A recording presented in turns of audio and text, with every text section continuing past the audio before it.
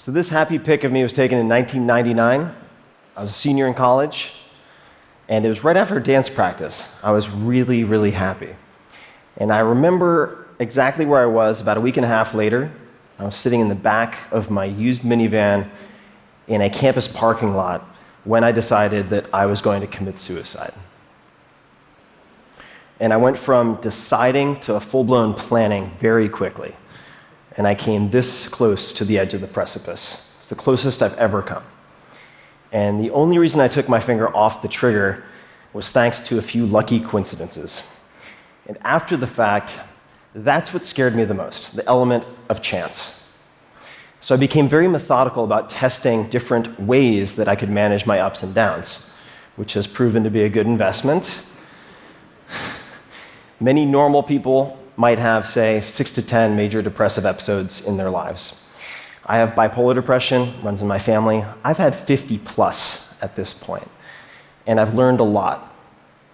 I've had a lot of at-bats, many rounds in the ring with darkness, taken good notes.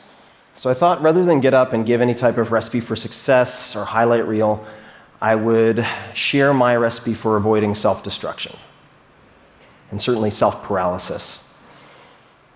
And the tool I found, which has proven to be the most reliable safety net for emotional freefall, is actually the same tool that has helped me to make my best business decisions, but that is secondary.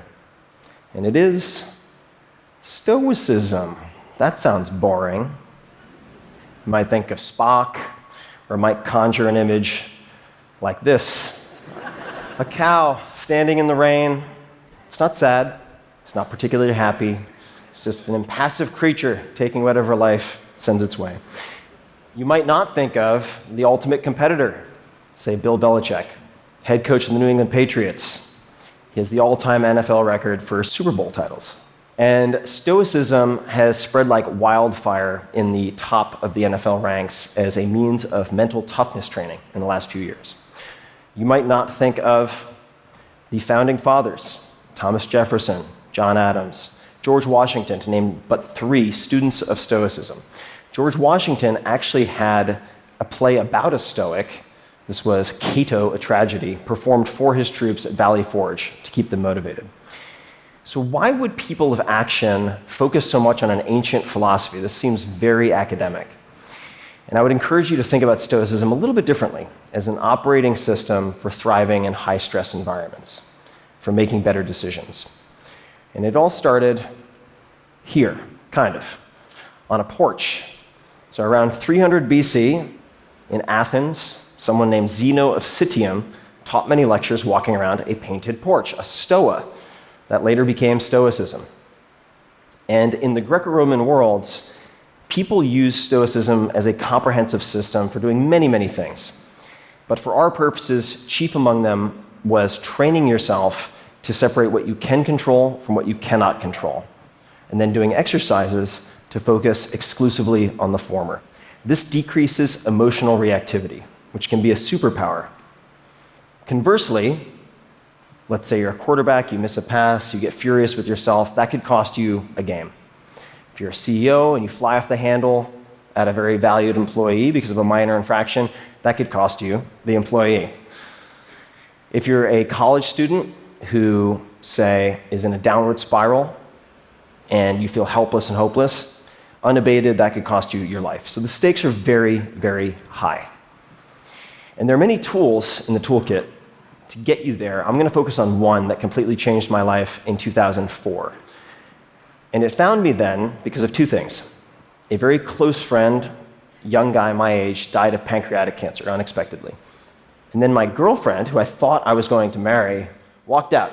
She'd had enough, and she didn't give me a Dear John letter, but she did give me this, a Dear John plaque.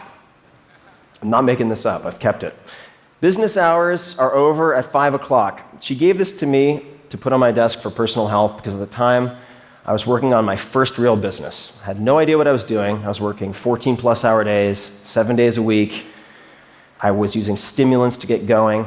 I was using depressants to wind down and go to sleep. It was a disaster. I felt completely trapped, and I bought a book on simplicity to try to find answers. And I did find a quote that made a big difference in my life, which was, "We suffer more often in imagination than in reality," by Seneca the Younger, who's a famous Stoic writer. That took me to his letters, which took me to the exercise, premeditatio malorum, which means the premeditation of evils. And in simple terms, this is visualizing the worst-case scenarios in detail that you fear, preventing you from taking action so that you can take action to overcome that paralysis. My problem was monkey mind, super loud, very incessant. Just thinking my way through problems doesn't work. I needed to capture my thoughts on paper, so I created a written exercise that I called fear setting, like goal setting for myself. And it consists of 3 pages. Super simple. The first page is right here. What if I ... question mark. This is whatever you fear, whatever is causing you anxiety, whatever you're putting off. Could be asking someone out, ending a relationship, asking for a promotion, quitting a job, starting a company, could be anything. For me, it was taking my first vacation in 4 years and stepping away from my business for a month to go to London, where I could stay in a friend's room for free, to either remove myself as a bottleneck in the business or shut it down. In the first column, define, you're writing down all of the worst things you can imagine happening if you take that step. And you want 10 to 20. I'm not going to go through all of them, but I'll give you 2 examples. So one was, I'll go to London, it'll be rainy, I'll get depressed, the whole thing will be a huge waste of time. Number 2, I'll miss a letter from the IRS, and I'll get audited, or raided, or shut down, or some such. And then you go to the prevent column. In that column, you write down the answer to, what could I do to prevent each of these bullets from happening, or at the very least, decrease the likelihood, even a little bit. So if we're getting depressed in London, well, I could take a portable blue light with me, use it for 15 minutes in the morning. I knew that helped to stave off depressive episodes. For the IRS bit, I could change the mailing address on file with the IRS, so the paperwork would go to my accountant instead of to my UPS address. Easy peasy. Then we go to repair. So if the worst case scenarios happened, what could you do to repair the damage even a little bit? Or who could you ask for help? So in the first case, London, well, I could fork over some money, fly to Spain, get some sun, undo the damage if I got into a funk. In the case of missing a letter from the IRS, I could call a friend who is a lawyer or ask, say, a professor of law what they would recommend, who I should talk to, how had people handled this in the past. So one question to keep in mind as you're doing this first page is, has anyone else in the history of time, less intelligent or less driven, figured this out? Chances are the answer is yes. The second page is simple. What might be the benefits of an attempt or a partial success? So you can see we're playing up the fears and really taking a conservative look at the upside. So if you attempted whatever you're considering, might you build confidence, develop skills, emotionally, financially, otherwise? What might be the benefits of, say, a base hit? Spend 10 to 15 minutes on this. Page 3. This might be the most important, so don't skip it. The cost of inaction. Humans are very good at considering what might go wrong if we try something new, say, ask for a raise. What we don't often consider is the atrocious cost of the status quo, not changing anything. So you should ask yourself, if I avoid this action or decision, and actions and decisions like it, what might my life look like in, say, 6 months, 12 months, 3 years? Any further out, it starts to seem intangible. And really get detailed. Again, emotionally, financially, physically, whatever. And when I did this, it painted a terrifying picture. I was self-medicating. My business was going to implode at any moment, at all times, if I didn't step away. My relationships were fraying or failing. And I realized that inaction was no longer an option for me. Those are the 3 pages. That's it. That's fear setting.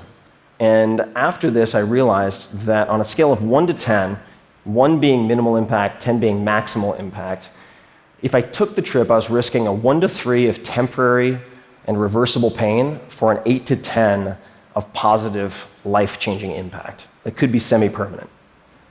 So I took the trip. None of the disasters came to pass. There were some hiccups, sure. I was able to extricate myself from the business. I ended up extending that trip for a 1.5 years around the world. And that became the basis for my first book that leads me here today.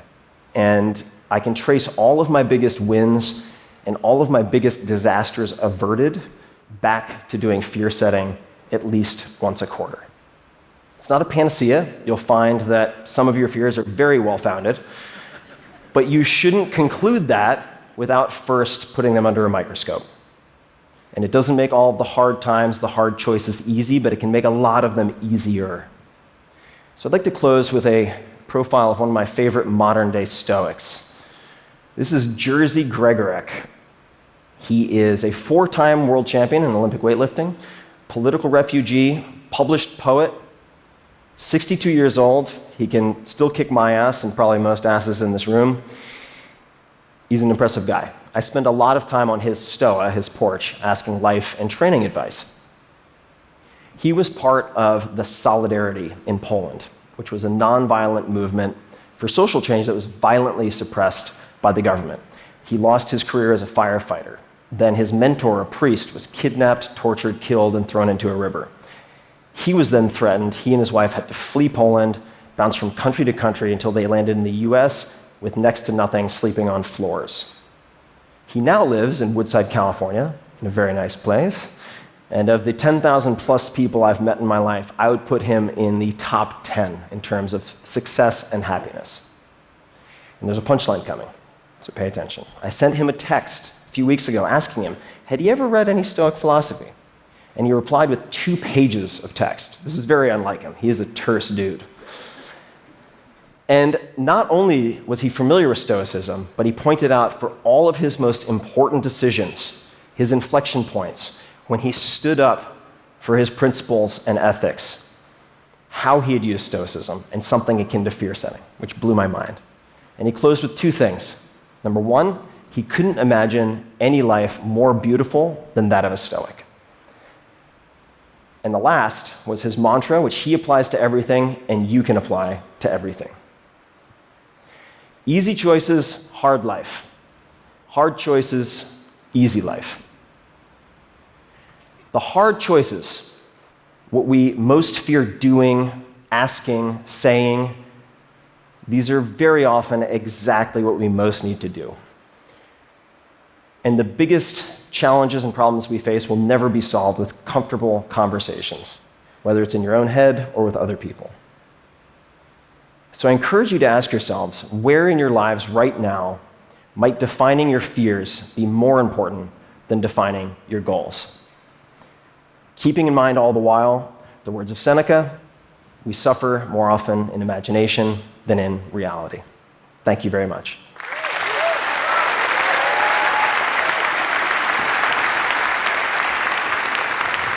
Thank you.